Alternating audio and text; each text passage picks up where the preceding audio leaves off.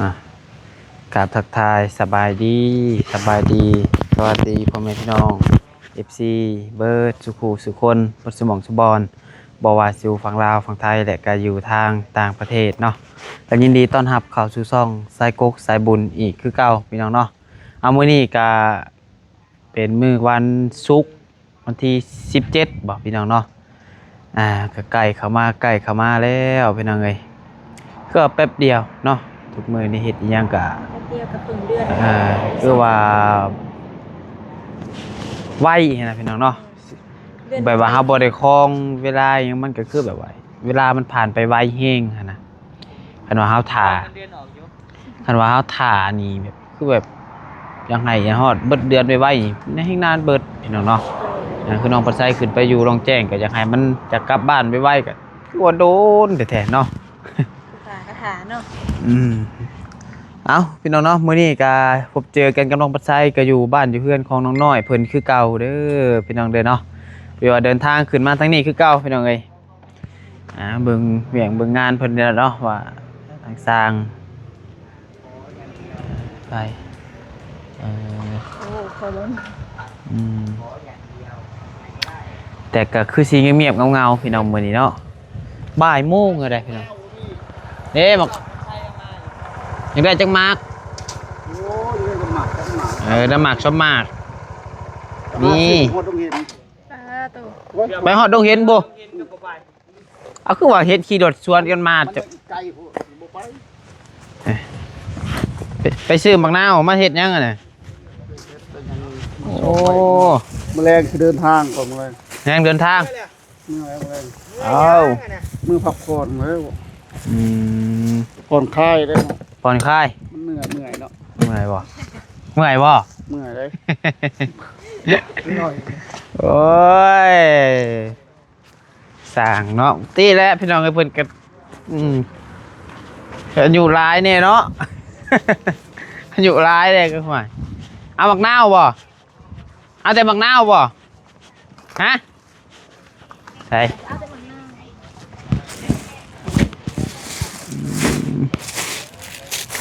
หนักนาวปึ๊บโอ้น้องน้อยนี่จิ้มบูมาบ่คือแนวใดเนาะตามปึ๊บ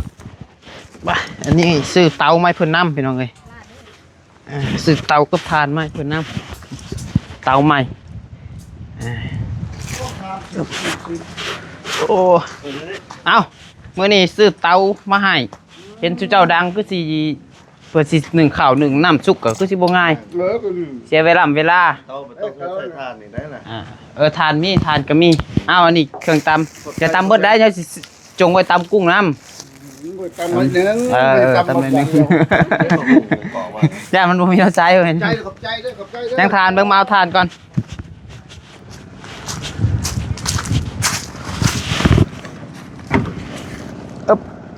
อัพ35เลยโอ้แต่ก็นักคักอะไรได้ตัวนี้จะมานักถือค้นบอกนักเลยทานก็นักแข้งอะไรของแท้จังเลย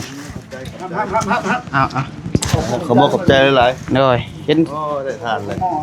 เห็นเจ้าคือสิเพื่อสิ1ข่าวซุกคือสิบ่ง่ายเพราะว่ามื้อนั้นน้องปลาไส้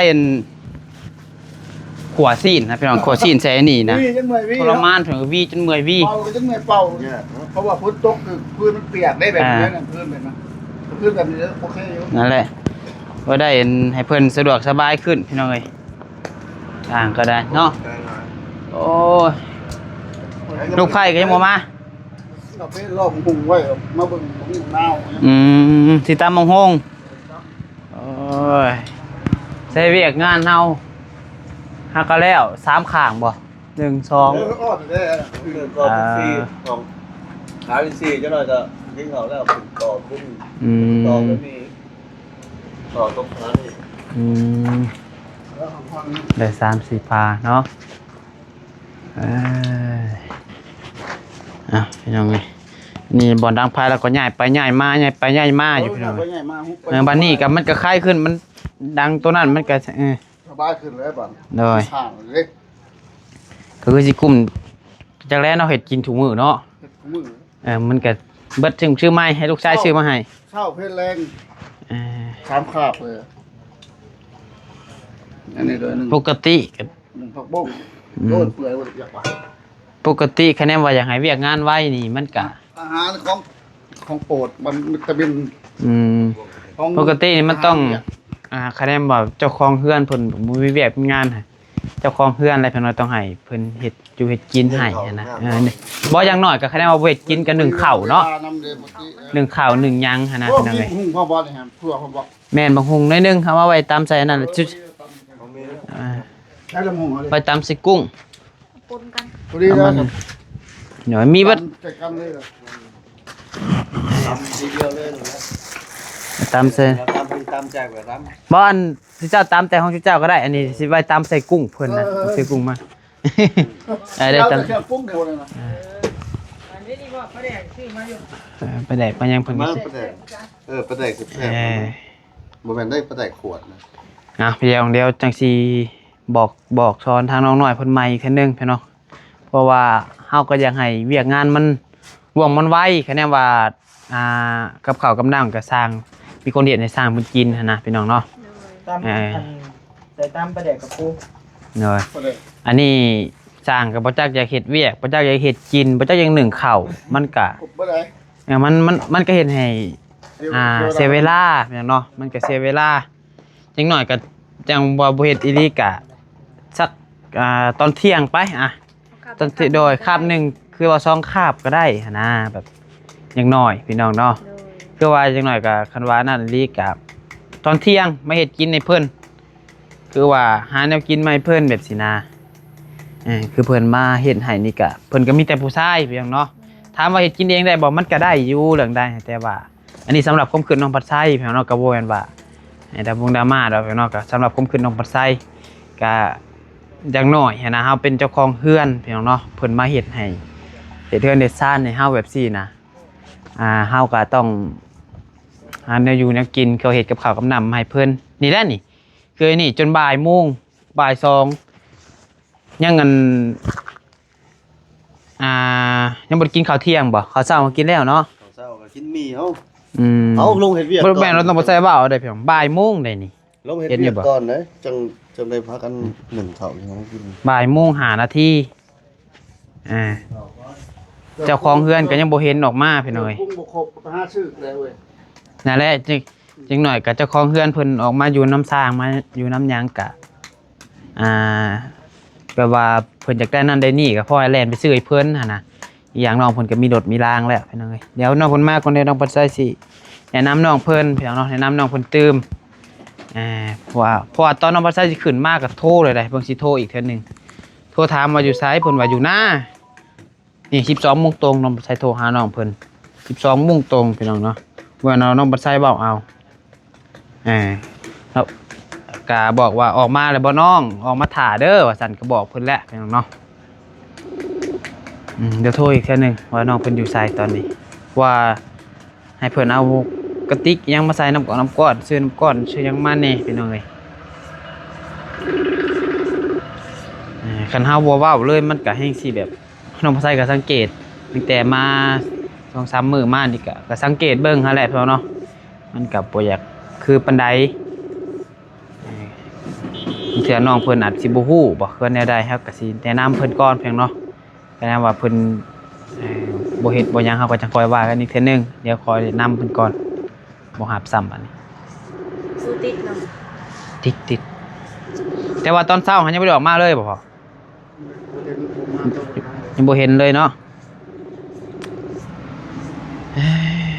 จะได้มากกับเรามาเราบ่ายแล้วเรา7 โมง บ่อย่างน้อยก็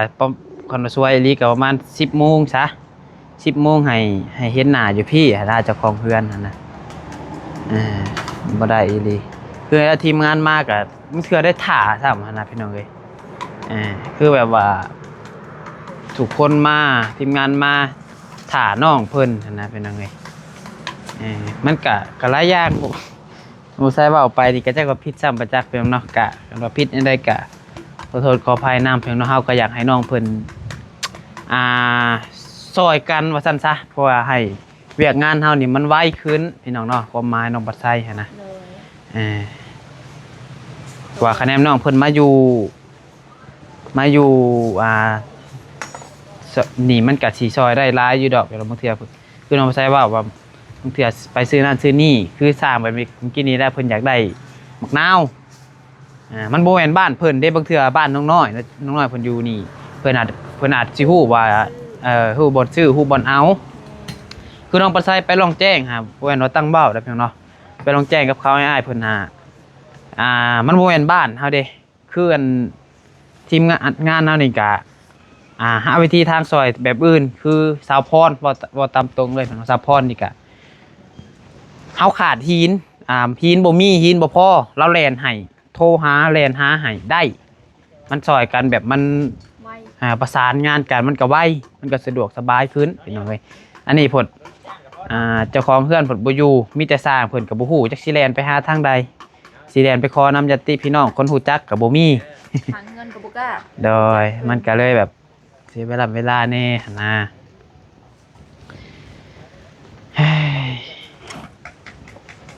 เฮ้ยแต่ว่าถ้าน้องเพิ่นมาพอแหละพี่น้องเอ้ยคือว่าสร้างก็นอนรับอยู่บ่คืนนี่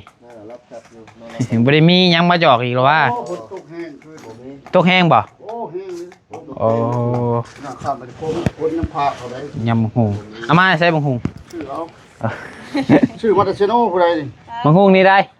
โอ้ยชื่อมา3-4 มื้อแล้ว หน้าน้องน้อยยังบ่เป็นบ่ซั่นพี่เนาะน้องบ่ใส่ก็บ่ได้ออกไปแต่โดนแหละเบิ่งมื้อเทื่อมื้อนี้คันว่างๆสิออกไปลิ้นหน้าเพิ่นก่อนกันทางเปื้อนบ่ให้เว้าไปจักฝนตกคืนนี่ติ โอ้แห้งแล้วคือ อืม เจ้าว่าพัดพระเบิ่งนั้น อืมเฮ้ยก็อีตนอยู่พี่น้องเอ้ยเนาะ อยากตำหุงกินกับ นางเข็ม เบิ่งเพิ่นว่าเพิ่นมีเมนูเด็ดอยู่ว่าซั่นมื้อนี้ ไปหาเบิ่งถามไก่แถวเที่ยงเขาว่าบ่มีขายเลยอ่ะ อืมเอาไก่ ต้มไก่พุ่นเด้ อยากกินต้มไก่ เดี๋ยว อ้าวลู มาก เฮิงเลยบ่ได้กินต้มไก่ แม่นบ่ เอาอะ โอ้เบิ่งน้องน้อยมาจังหน่อยเพิ่นว่าเพิ่นสิต้มไก่ให้น้องบ่ใส่กินอยู่เพิ่นว่าเมื่อวานนี่ว่าบ่าวไรบ่าวพัดไส้บ่าวยาวยังบ่กินเพิ่นว่าพี่น้องเนาะ บ่รับได้มา มาต้มเนาะ เนาะจังหน่อยก็ต้มไก่ต้มกาสู่กันกินกะคือเนาะและ ก็สองคนคือบ่ทับต้นนะพอแล้วเอา ตามจะเอากินละจังว่าโดยจังหน่อยเพิ่นออกมาก็กินพระอุ่นท้องนะจังหน่อยจังกินนํกันอีกกินหมี่เอาพุ่นละห่อ เว้าแล้วพี่น้องเนาะเฮาเฮ็ดเวียกเฮาใส่พลังงานหลายแล้วมัน งับ มันเมื่อยมันหิวข้าวพี่น้องเนาะ ตามก่อนบัด โอ้ยหน่อยเอ้ยเนาะไปจักสิแนวใดพี่น้องเอ้ยเนาะโอ้ยถือว่าเฮือนซ่านกะนี่บอกแก้ว แก้ว เพิ่นใส่3อันเนาะ เงินน้องน้อยอยากสูงเนาะ สูงก็ซ้ำๆกับเพื่อนอูนอีไปใส่บงแก้ว3อันห้องละ3บ่แนวใดใส่บดแก้วแล้วตรงนั้นก็ใส่บกแก้ว ดินบล็อกหลอดนี่งามเนาะ คักๆก่อน6,000มาพี่ก่อนพี่น้องเลยเนาะยังไดโอ้ย ใส่ลืมเอาหมู โอ้เจ้ากับหมูมาที่เอาเมียมาได้ ฮะ พอว่าอยู่พอไรบ่พอไรบ่โอ้เจ้าก็พอไรที่บ่มาก็เอาเมียมากินน้ำแล้วนี่ โอ้พาเมียมานํบ่เป็นอะไรน้องสาวตัวโทรได้อยู่บ่เฮ้ย อยู่ในบ้าน เอาเข้าไปบ้าน จักว่ายังบ่เก่าดิเดาดิ เดาเลยว่า ได้ขอโทรตอนมาว่าอยู่นะ เอ้า ขอโทรตอน ไปเอาไม้ไอ้เขาเด้อให้จื้อเลย อันยังบ่เห็นบ่ บ่ อ้าว เอ้า มันถึกพ้นเมื่อคืนนี่มันตายแล้ว อันนั้นไปเบิ่งไอ้จื้อละบอลไอ้เช็คเบิ่งน้ำนี่ สบายดีเด้อพี่น้อง มาดี และเป็นสามเห็ดอยู่กินกันได้จน บ่โทรก็ตอนมา12 โมงตรงตอนกำลังขินมาน้องบ่ใช่ก็โทรบอกแล้วเอาก็โทรบอกน้องเพิ่นว่าให้ออกมาท้าหั่นนะ ก่อนจะออกก็ต้องโทรบอกน้องคนนี้แล้ว แล้วก็จักสิว่าพี่น้องเนาะ มีแต่บอกช้อนใหม่แหละ แม่ ซะ เดี๋ยวก็รวมน้ำกันพี่น้องเดี๋ยวอบรมน้องเพิ่นพี่น้องเอ้ย กับทางแม่แล้วก็คือว่าผักแต่หึงเลยดำนา บ่ก็เข้าใจอยู่ว่าอยากดำนาแต่ก็มันก็ต้องเฮาก็ต้องแบ่งเวลาหันนะคือบัดนี้เว้ากับเว้าอันต้าแล้วก็ต้องแบ่งเวลาตอนเช้ามานี่บ่ตอนเช้าเมื่อพุ่นบ่แล้วตอนเพลนมาแล้วก็มานี่อะนะ บ่อย่างน้อยก็ 10:00 นหาเห็นหน้าก็ยังไข่อันนี้มันบ่ายโมงมันบ่ายโมงกว่า มือแล้ว แม่นเลย เฮาก็เดินทางขึ้นมาเฮาว่าเฮามาสวยได้พี่น้องเอ้ยแต่ว่า สวยได้แหละมื้อนี้ ช่วย แต่ว่าน้องเพิ่นยังบ่เห็นหน้าหันนะเอาเดี๋ยวจัง เบิ่งได้ขออีกโทรหา เดี๋ยวจังอบรมน้องเพิ่นใหม่อีกเทื่อนึงพี่น้องคะแนนว่าเฮาก็สิบอกหั่นแหละเนาะก็แนะนำน้องเพิ่นเพราะว่าบางเทื่อเพิ่นยังน้อยบ่เพิ่นยังบ่ฮู้บ่คือว่าแนวใด สิซ้ำว่าน้อยบ่น้อยแล้วสิซ้ำกับเบานิ้วก็18 19น้องน้อยก็17 18แหละมันก็ลื่นกันดำปีนะพี่น้องเนาะคนน้องบัดไส้ก็20นึงก็บ่ได้ว่าใหญ่พี่น้องเนาะแค่เอาก็ลื่นกันดำปี2ปีพี่น้องเนาะแต่มันก็ขึ้นกับคนนั่นแหละเป็นยังไงบางคนเพิ่นอยู่บ้านนอกบ้านนาแน่ก็บ่ค่อยฮู้เรื่องสังคมก็มีส่วนอยู่พี่น้องเนาะ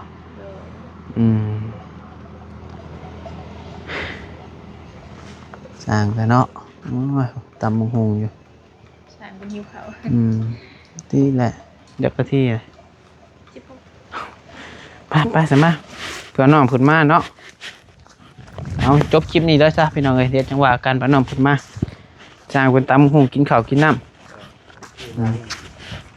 หน่อยหนัง หลายบ่หนัง ได้ยังทำนี่เบิดสุดท้ายแล้ว เ เมื่อซื้อมาใหม่นั่น ไข่ยังก็บ่มีบ่ เบิดแล้วไทยก็ยังแต่ยังปลากระป๋องยังมาไว้ก็ยังมีไว้มี ไปไว้ก็ใช้ว่าต้นเช้า ตอนเช้าก็บ่ค่อยอยากกิน สบายถึงบนต้องคิวร้านให้ กินหมี่มันก็บ่อยากคักปานใดเด้เฮ้ยกินหมี่เพิ่นเฮ็ดเวียกหนัก ซื้อมีซื้อไข่ซื้อ กินคนละห่อท่านใส่กระป๋องแล้วก็ใส่แล้วก็ลงเวียด นะ ขนาดครับตื่นมายังบ่ปานได้กินหมี่กินหิวข้าว กินนี่ มันกินมันจังมีเหือมีแห้ง พอนั่นพอนั่นซื้อตอนเช้าก็มีตอนเสียงโอ้เฮ็ดเวียกนักตอนกินข้าวแล้ว อดทน นายนี่นะปลาบอกนั่นนะ มันก็บ่ค่อยง่ายปานใด น้อย จ้างแม่ครัวมาเฮ็ดกินให้ หับงานเท่าใดก็มื้อนึงบ่เท่ามื้อนึงคือ15,000ก็หับงาน15,000เนาะจ้างแม่ครัวมาจัก 5,000 โอ้ยเนี่ยจะหอยหน้าเลย จ้างแม่ครัวมาเฮ็ดกินให้แต่ละมื้อเด้เฮ็ดได้ซะ มาเทื่อเดียวเด้อติ เดียวแล้วเลย เพื่อนบ่แล้วรู้ เห็นในคลิปติโอ้บ่แฮงยิกเนาะ มาโลดบ่ว่าไม่ไว้บ่ต้องเล่น ทีแรกเพื่อเอาเพิ่นเฮ็ดกับข้าวกับน้ำกินเองอีกอะมันก็ใช้เวลาไปเป็นชั่วโมง2ชั่วโมงเพื่อได้เป็นเอาไงคะแนนว่าแบบมีคนเฮ็ดอยู่เฮ็ดกินให้นี่มันก็สิบ่เสียเวลาสร้างก็เฮ็ดเวียกไปฮอดแม่นได้พักผ่อนพร้อมจังหน่อยก็ กระบอกมือไปเลยเนาะ จังหน่อยก็สร้างเพิ่นมีคนเฮ็ดกินให้เพิ่นก็เฮ็ดเวียกไปฮอดเวลากินข้าวแล้วก็กินข้าวแล้วก็นอนพักผ่อนจัก10 20นาทีก็ลุยต่อมันก็ไวเนาะ มันต้นแบบบ่ได้นอนเลยนะ ไปเลยไปตัดสภาพนี่แล้ว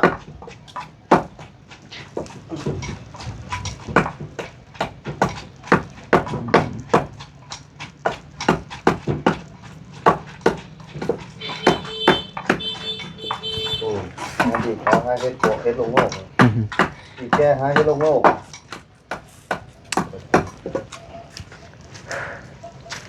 งามไหมเอาไหม โดยเอาไหม เอาจับมั้งตอนนี้เอา เอาหน่อยหนึงบ่หน่อยหนึงแขวสิฮัก เรื่องอะไรมี เขียวให้ฮักบ่ ได้แล้ว พอแล้ว ทำไรก็พอคือ ห้องอื่นด้วยนะ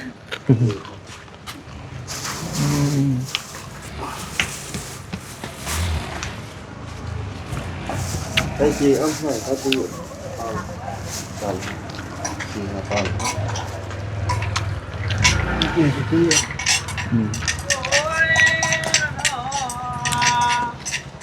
นางเข้มเป็นยังไงเบิ่งซิมตำพอบ่นิ้วกัน เอาลงดู ซิมเบิ่งซิมือแล้วก่อน เอาหมักเล่นนี่บ่ใส่ว้าย ใช่อยู่เด้ โอ้ยเจ้าไม่ได้พูดอย่างนี้ เดี๋ยวใส่นะ พี่หวังเลย เป็นจังเด้อ เค็ม เฮ้ย แซ่บนัวบ่ ฮะ เออ อืมครับ นัว อืม กับเข้มเนาะ อืม แล้ว เข้มมาเลย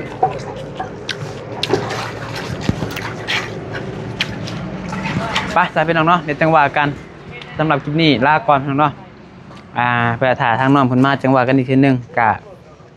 ถ้าว่าน้องบ่ใช่ว่าผิดพลาดประการใดก็ต้องขอโทษขออภัยนำเด้อพี่น้องเด้อกะฝาก FC คอมเมนต์กันเข้ามาว่าน้องบ่ใช่เว้า